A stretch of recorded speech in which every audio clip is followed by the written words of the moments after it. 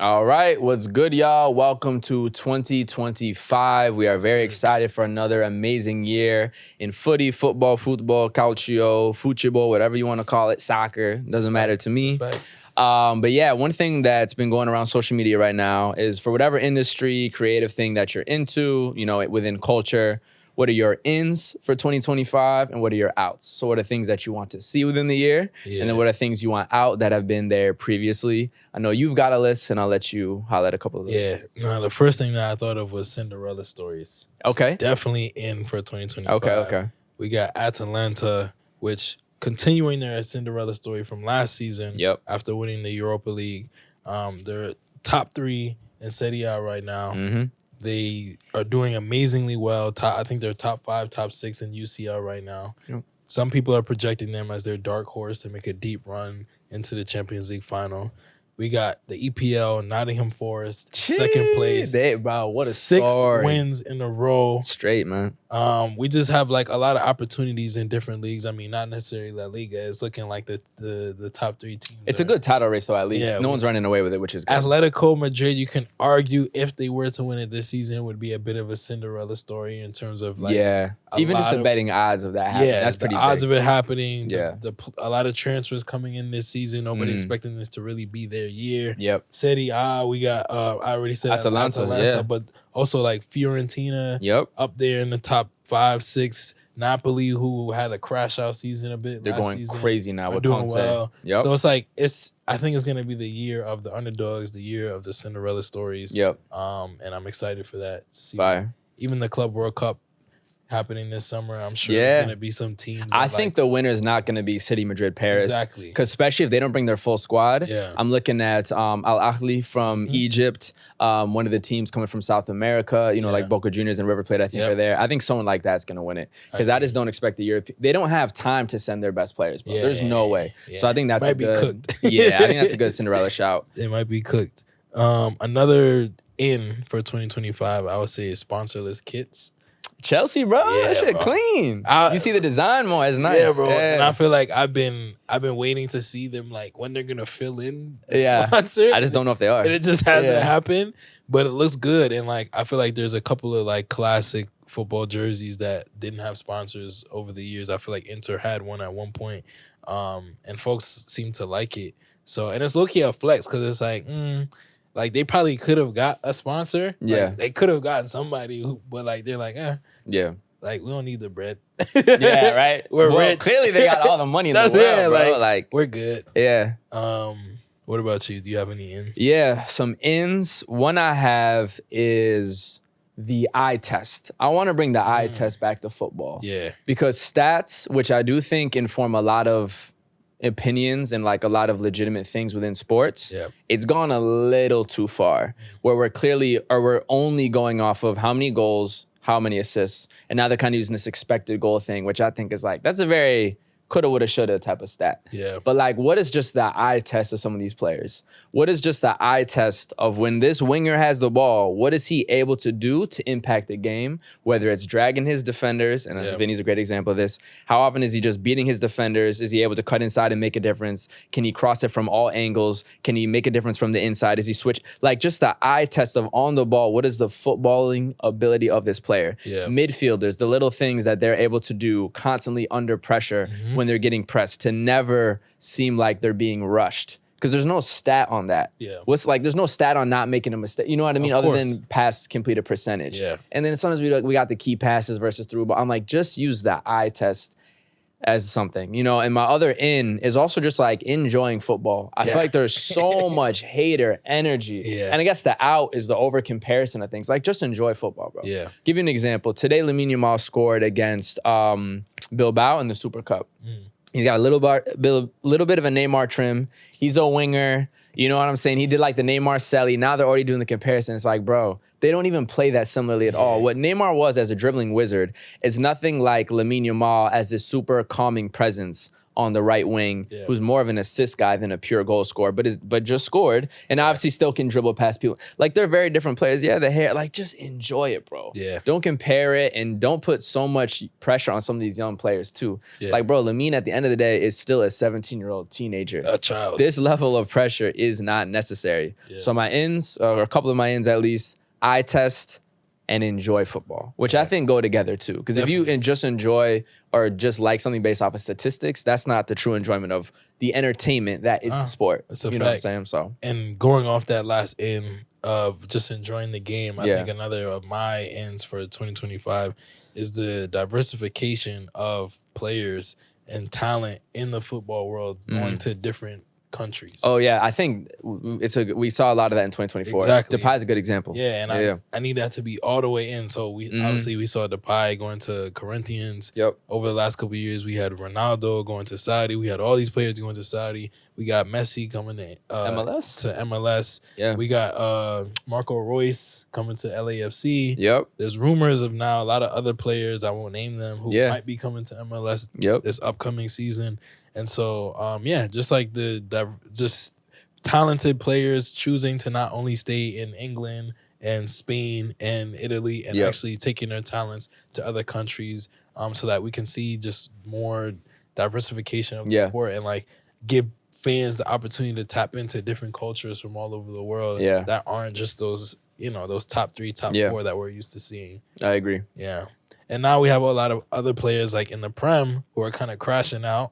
We got Marcus Rashford. We got Grealish. We have players who are like seem like they're on their way out. Yeah. And it's like now's the opportunity for them to maybe go to a Turkey, maybe go to a Portugal, maybe go to a league where like we wouldn't expect them to be, but this might be the opportunity for them to revive their career. Yeah, 100%. And I mean, that goes off of enjoying football before the players aspect. Yeah. The English media is one of the toughest, craziest, especially as a black British player who had expectations as a young guy. So Rashford, bro, it's probably time to revive your career. I think Italy, we'll talk about transfers, but they're saying maybe Italy, maybe this side of the world. You never know, but I think he got to get out of there. Yeah. He got to enjoy his football. Go ahead. No, I agree. And I mean, if we want to move on to outs, if we're still going on the trend of... I have a positive out. All right, you can One of my outs, no more nostalgia obsession in football, bro. What? No more. No, obsession. Not liking, not supporting. The obsession. You need to... Because part of enjoying football now is, guys, the talent right now is incredible. Yeah. We have Vinny. We have Lamine. That's true. We have Mbappe. We have... just these amazing stories in all these leagues. We have Atalanta near the top of Serie A, the Nottingham Forest story, which actually is a nostalgia revival. Because if y'all don't know, they had one of the craziest stories in the 60s where they went from the championship to the Prem, won in their first year, and then won the Champions League twice. One of the craziest stories ever. They had one of the craziest accomplishments ever in the 60s. Damn. So look, enjoy now, because maybe it's a revival of that. Yeah. You know what I mean? We have we have amazing young talent. We have amazing just national teams coming back. Like, there's just so much to enjoy about football right now. Yeah. Even some of the new kits are fire. And we're always talking about the collar and, I remember when, and I know you are, in like the 90s and the early 2000s, back when and it's like, I get it, bro. I'm 28, almost 28. So I'm starting to get to the age of like nostalgia can have some sort of vibe. Yeah. So now the 06, when I first got into footy, it's like, okay, I remember like when Ronaldo first came to Madrid and I'm seeing those stats and it's like, but there's so much amazing right now. Yeah. We got to enjoy what we have in front of us. So I'm not saying forget about the past. I think nostalgia is a beautiful thing and can make you enjoy now even more if you use it the right way, because it's like, wow, this is going to be the times I look back at. Yep. But using it to hate on the current times with everything, and now we're calling every athlete soft and it's like at one point, it's a little too much. And then when they do the whole thing with all the athletes are divas, they make too much money. And it starts getting into that thing and like, it gets a little, you know what I'm saying? So let's enjoy football and let's relax with some of the nostalgia obsession, which we even do in music too, which kind of gets annoying. So yeah, no, that's a fact. Nostalgia can be a great tool to like just show your appreciation for things. Yeah. But it can also just, like you said, distract you from the beautiful things that that's what I'm saying. Right in front of you. So I agree. One of my outs for 2025 is racism in football. Every year. We've had enough. The biggest out. We've had more than enough. Yeah. The fans making monkey noises. Crazy. DMing players after games, calling them all sorts of racial slurs. Yeah. attacking fans. I mean, fans attacking players. It happened after matches. It wasn't a racist one, but still, like it's insane. We've just had enough. Yeah, it's tired. We're tired of complaining about it. We're tired of coming onto the pod and having to talk about it, and then you tell us that we shouldn't be talking about racism. Yeah, and keeping race separate from sport. We're tired of it. Yeah. So 2025. Let's just get rid of it. Let's get rid of it. Wouldn't that be beautiful? Be beautiful, bro. And honestly, another out/in is so in would be respecting players as regular human beings. Yeah. Give them the general decency you would hopefully give anybody else. Yep. And the out of the abuse towards players and the dehumanizing towards players. Yeah. Because the way we talk about it sometimes, like, that's actually like just another dude who obviously is amazing at their skill. He or she are amazing at their skill. And it's in the entertainment world in which we watch it on TV. They fill up a stadium with 60,000 people. Yeah. But like once they step off that pitch or even while they're on their pitch, there's still a person at work, a regular individual. A high intensity, high pressured form of work where everybody's scrutinized. And everybody's like just the level of abuse, like, you know, what Brendan Johnson on Spurs was going through earlier in the season and him having to deactivate his social media, whether it's just like abuse of performance, abuse of lifestyle with Marcus Rashford, or abuse racially towards, you know, what Vinny and many others have suffered. Just like in general, just like chill on the players, man. Yeah. Let them just play and support them. Obviously, it's fair to have legit criticism, but legit criticism is not abuse. We're talking about the abuse. It oversteps its boundaries sometimes with players or coaches on the streets, how people talk to them. Obviously, the story of the guy in Germany who was attacked for wearing another team's jersey, like the fans have outstepped. I understand that these players can't make the money without the fans, but this great piece of your life doesn't exist without the players. They are the source of it. So let's respect them, bro. Another out for 2025 is Pep Ball. I think we've had enough of it. Pep Ball? Yeah. Oh, yeah. Bro, how you ruin Savinho? How you ruin Savinho, bro? I don't need to say much. I don't need to say much. I think you understand. We're tired of it. Hey, man, look at Savinho's highlights at Girona versus Man City. Yeah. What's going on, bro? Yeah. Let him cook. Yeah, they don't want him Why is he now passing back? Let him cook his defenders, bro. He's going. Doku should be dragging dude. What's going on, bro? He's going down the same path as Grealish, and it's scary. Luckily, he's only 20. He's very young. Maybe he's 21. Very young, so he's got time. But it's like, bro. Yeah. And it's not about Savinho. I'm saying it's the system. Yeah. The wingers on City, bro, it's one of the most boring things I've ever seen. Yeah, it's not Couple good. Steps, drag back, pass inside every time. It's no bueno. When they had Sane and Sterling going direct, oof, that's when City was tough. Scary, right now. And it's funny because they have the players. I don't know. Yeah. We'll see. Different time. But if we're done with ins and outs, we can move on to the winter transfer window. Let's do it. As it's starting to get cold outside, you know, a lot of players are getting froze out of their clubs. Unfortunately. Big facts. Love that. Unfortunately. And so it's time to see where like some of the big names of football are going to end up. Yeah.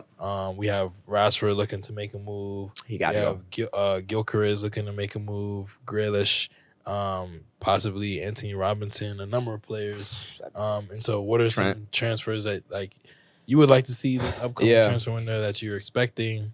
I think one of the biggest ones that will actually happen is Marcus Rashford leaving Manchester United, which is really crazy because I'm already thinking about the exit IG caption gotta be this long. Actually, you gotta do the video like Kylian did with PSG. He gotta do the video because bro, what he was, man, when he was they were the Chevrolet sponsor. They had the V-neck. He was number 39. He was 17 and skinny. Like what he means to that academy, what he means to that club, to that city of Manchester, his whole story, like.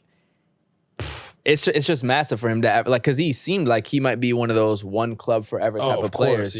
And the trajectory was crazy. We'll never forget when they beat PSG and they were in the pink jersey and he's got the hand over Mbappe's head like little bro in him. Yeah, facts. Wow, how the tides have turned since then. Yeah, you know what I mean. So just. Yeah, Marcus Rashford leaving is going to be a massive moment, but it's time for him to go, bro. He's got to go. And I think one of the best places to revive your career, as Seb often says too, is Serie A in Italy. Of course. And especially actually all his British homies. Yeah. Tomori, Tammy Abraham, right? All these guys. I think he's Scottish, but Scott McTominay has been balling out with Napoli. Yeah, British players going to Serie A has clearly worked out recently. Yeah. I think Milan could use some help, even though they do have a lot of offensive firepower. Maybe that's the part of the pitch they're better at. Yeah. But I think someone like that could definitely use him. I don't know, maybe Juve, but I think that he should go to Serie A. I think that's the right league for him. I agree. I mean, you said it perfectly. There's so much English talent that kind of while they're on the decline, appeared to be on the decline of their career. Loftus-Cheek too. Loftus-Cheek, yeah, left and went to Serie A and revived their careers. I agree. I was gonna say AC Milan would be a good fit for him. Yeah. I don't know if he would play in the 9 there with Morata already there, and Tammy. Like, it would be kind of tough to see where he could fit in the squad. But like that club culture, I feel like, and the attacking style that AC Milan plays with, I feel like would fit him well. I could also see him going to a Fiorentina, and joining Moise Kean over there. But just somewhere where like it's a club that needs a little bit of help up top, and like isn't necessarily fighting for the title, where he can like move in and not have like an insane amount of pressure to win the whole thing right away, but can just like make goal contributions and kind of get that confidence back that we've seen lacking. Another one I would say is Dortmund. Because Dortmund always, first off, Marcus Rashford at his peak in transition, lethal. Dortmund is clearly that type of team. Bundesliga is that type of league. And Dortmund haven't really been at their best this season. They did get Gerossi. He's, pretty good up top. They have, I forgot his last name. It's like Byron Gittins or something like that, a young British guy in the wing. He's talented too. But I think Rashford could make maybe even a bigger impression there than some of the other clubs. And I think that type of team, the lack of pressure, the Bundesliga itself as a league, the transition game they play, I think he could fit in well at Dortmund too. Like we saw what happened when Sancho come on, bro. Last season when he was on loan from United, like he hopped off the plane cheesing, man. Feeling nice. Feeling very nice. And so I could see a very similar thing happening where Rashford goes there and kind of helps them make a deep run at the end of the Bundesliga season, but then also maybe in Champions League.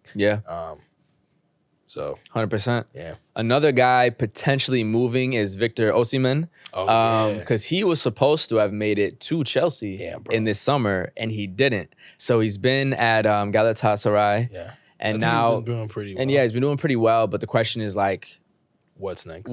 Because he came from Napoli. He's a Scudetto winner. It was their first one in 33 years. Top scorer in Serie A. African Player of the Year. I think he was that year.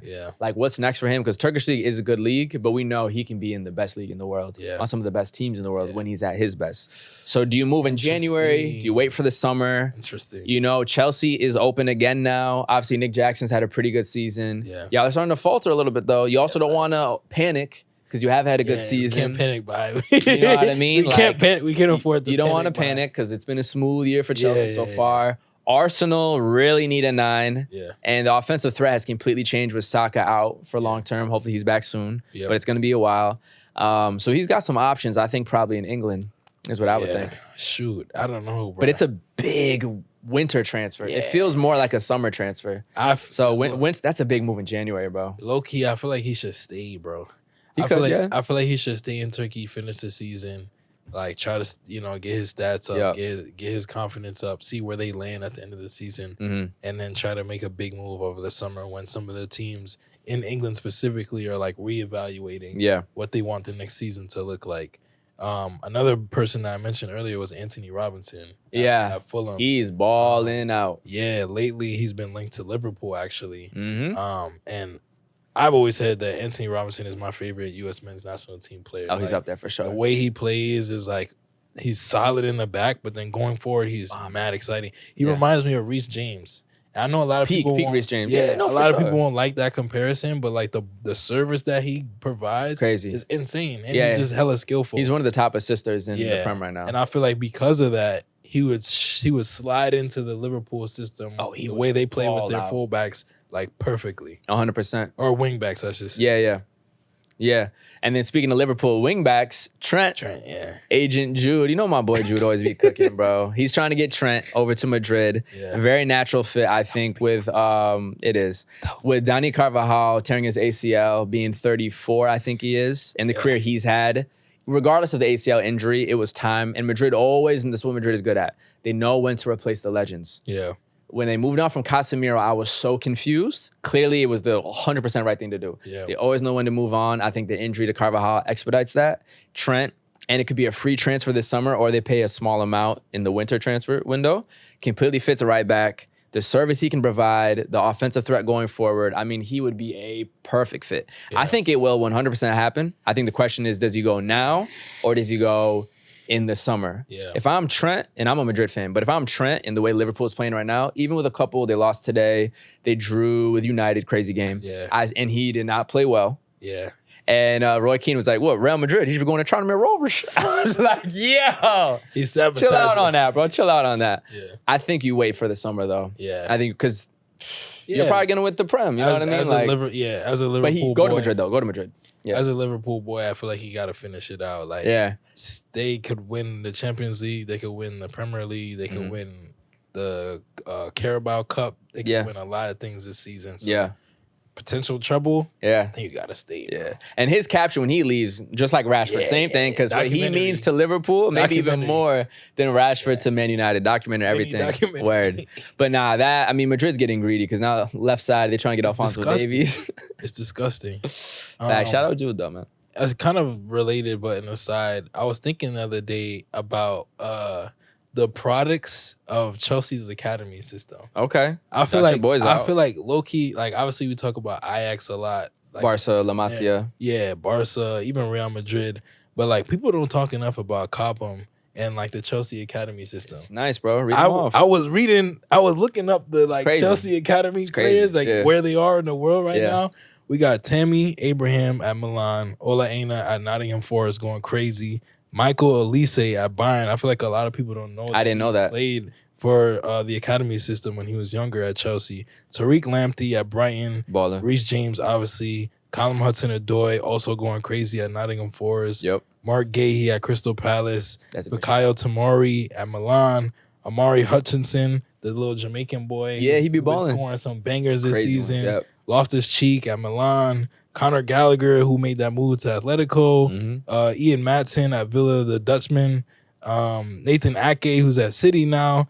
Declan Rice, who's going crazy at Arsenal now. I did not know he's from Chelsea. Yeah, bro. Wow, I forgot about that. Eddie Nketiah, who's at Arsenal now. Trevor Chalobah, who's at Crystal Palace now. But, like, I don't know. I feel like a lot of people don't know that there's all these, like, a lot of the top players, a lot of the stars in these leagues right now all come from Chelsea's academy system. Yeah. And I don't know what's in the water, but a lot of them are black, too. And I think that's fire. Hey, man, London. Arsenal got that kind of vibe too. Y'all were cooking with the Champions League win in 2021. Yes, bro. That little era, because that was a lot of Chelsea Academy guys. Bro, don't get me started, bro. Mason Mount. Yep. Cho. Tammy. Was Tamori. Chalobah there yet? No, he came later. Chalobah, I think, was probably a little bit younger. Yeah. Loftus might have even been in that squad. I don't know. But, like, that was a Chelsea era, bro. Yeah, and then, even though they weren't that good in the Prem, they still got it done. Yeah, and it was beautiful because it was like all these guys grew up playing together when they were little kids. Like the story, the lore was amazing. And then fucking Woolley came in and sold fucking Mason Mount to United. Nasty careers transfer. Over. Nasty transfer. Like Kai Havertz is missing sitters. Yeah, in the EFL Cup. Shipped out Cho, who's been like. Yeah, his career got revived now, but I think when he first left, he went to League On, I think. And he was kind of quiet for a little bit. He was quiet, yeah. He's back in the Prem now, so he's doing well. But yeah, that was a beautiful time. Yeah, to be a Chelsea fan. Got to get back to it, bro. Yeah, for sure. I sent you the Bad Bunny. Yes, film. Yes. So I'm not a Bad Bunny fan. I will say that. Interesting. Okay. I know he's like top 5 artists, and he has bangers. Like, I'm not just counting. Endless. I seen him live with 200,000 people in Philly. That was the craziest shit ever. Craziest shit ever. But this is the album that put me on to Bad Bunny. I'll admit I'm late. Okay. I'm super late, but I think the storytelling behind it is kind of what captivated me. Mm-hmm. The short film that he released was basically about how like Puerto Rico is Puerto Rico without Puerto Ricans now. Mm-hmm. And he was just talking about how there's so many foreigners and outsiders who aren't native to that land, who are now just taking up space. Like even in the short film, it's like an old man. He goes to a cafe. He tries to order like in Spanish, is in English. Yeah, the whole thing. English. Everything's vegan. Everything is Yeah. And I think that was powerful. And like I watched the film and then listened to the album, and I don't know what he's saying. And some of the songs I'm sure are about different topics, like having fun and falling in love and stuff. But it just hit a lot more knowing kind of the context in which he's coming from. Mm-hmm. And it made me even think, this is a little bit of a tangent now, but it made me think about a conversation that I was having with Seb when I was at his place a couple weeks ago, about just like kind of the effects of colonialism and like the corporate colonialism that continues to today. Mm-hmm. Because I don't know if you know this, but Royal Caribbean is still doing cruise lines to Haiti. Wow. Like the poorest country in the Western Hemisphere Yeah. right now, that's going through probably one of the worst periods of civil unrest and like consistent violence over the last 20 years or so, at least since I was born. Yeah. Probably one of the worst times for the country right now. Yeah, for They're sure. still like sending people to this small part of the island called Labadee, where they have like zip lines and all these, yeah, the touristy resort activities. Yeah. While the country is in an insane state of disarray. And so it's just like a peak example of like exploiting a country that's currently suffering at an insane rate for profit. And like, I haven't been able to see anything about Royal Caribbean doing anything to support the people of Haiti or stop the violence or uplift folks who are kind of like going through it. Yeah. And so I don't know, the Bad Bunny album kind of touched me at a time where I was reflecting on this a lot. So I want to definitely shout out that music. 100%. Bro, do you know about what cruise lines, like their effect on the environment, like the pollution? I'm sure it's disgusting. The pollution is insane, like incomprehensibly bad. Then all the issues with maritime law. Oh, don't get me started. I'm sure you know about. And then like their use of migrant workers because of maritime law, the way that how poorly the workers are treated, plus like issues of sexual assault. And then because it's in this land, no one actually has jurisdiction. So if something happens to them here, then they cross the line into Florida's waters. Well, I can't do anything because it wasn't. It's crazy, bro. Cruise lines are nuts. They get incorporated in countries where they know they can do things and they'll be tax-free. And so they're making billions of dollars in revenue tax-free and then still failing to support the countries that they're constantly exploiting on a consistent basis. And so it's just cruises to that industry is so quietly evil. Like other shit other shit like tech companies, like you know, it looks fun. It just looks so cute, bro. It's one of the darkest. Once you get past the Bruno Mars cover singer at 8 p.m. in the water slides, you're like, yo, this shit is nasty work. Yeah, very very nasty work. Who do I want to fucking shout out, man? I've been listening to a lot of music. One artist that I recently found, shout out the Spotify algorithm, who can really put you on to some really dope, small, early on their career artists. People, I don't mean to cut you off. No, go ahead. If you're not on Spotify, the algorithm's crazy. I don't know what you're doing. The amount of music that Spotify has put me on just by me listening to a song that I know, and then it following up with a song that I don't know that's similar or just has a sound. It actually works. It actually works. It knows my music taste better than I. Yeah, it actually does. It's crazy. I really like. It's not just some techie whatever. Like it's truly for music lovers. Alan Vuong is a new R&B artist that I just discovered, and he just is absolutely killing the super late night, spooky, grainy film photo. You can't really see his face type of vibe. Like that shit is just dope. And honestly, I don't have too much more else to say, but definitely go ahead and check him out. And it was just a Spotify algorithm. As I was starting to like make my new playlist, they started suggesting some stuff like, nah, this is exactly it. And I love how they put you on to low key artists that how would I find them? Like actually, how would I find them? Be no other way. Instagram ain't doing it. YouTube used to be better. Their algorithm has completely changed. Now they're just showing me the same. Sprinter. Sprinter. Okay, bro. Yes, I like that song. But like, come on, I've already listened to it. Like, I know I listened to it a bunch of times, but chill. Give me something a little Spotify different. Is going crazy, bro. Yeah, big it's almost, it feels like what TikTok wanted to be in terms of their algorithm. It's interesting. Like how TikTok will just feed you random things. Yeah. But TikTok got it wrong in a sense where they give you stuff that's just like it's too random. And it's too random. Versus like things that might have blown up or haven't blown up, but are curated to what things that you like. Yeah. Like, there's more like a little bit of a predictive aspect of it. Like, like you've never heard this, but I know you might like this. Mm-hmm. And they're going off of like BPMs, locations. It's crazy. It's crazy. But it works. It clearly works.